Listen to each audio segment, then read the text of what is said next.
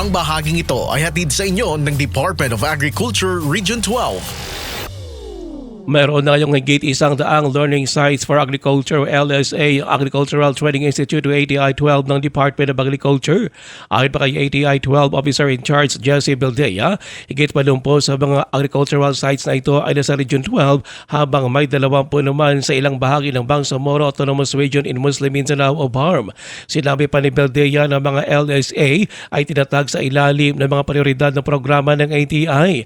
Ang mga ito ay ang Coconut Farmers and Industry Development Program, Rice Competitiveness Enhancement Fund, Rice Extension Service Program o RCEF-RSAP, Corn Program, Livestock Program, High Value Crops Development Program at Halal Program. Binigyan din pa ni Bildea na mahalaga ang mga LSA dahil dito ginagawa ang aktwal na training ng mga magsasaka para mas madaling matuto. Layo na pagtatag ng LSA na ma-empower pa ang mga magsasaka sa pamamagitan ng pagbibigay ng mga mahalagang kaalaman, kasanayan at kinakailangang mga gamit. Ayon pa kay Bildea, libre ang training sa ATI kaya hiling nito sa mga magsasaka huwag baliwalain ang mga imbitasyon ng magsanay. Ninilaw din ni Bildea na bagamat walang sariling ATI Training Center ang BARM, may mga programa at serbisyo din ng ATI-12 para sa mga magsasaka sa Maguindanao del Norte, Maguindanao del Sur, Lanao del Sur, Basilan, Sulu at Tawi-Tawi. Ruel Usano, NDBC, Bida Balita.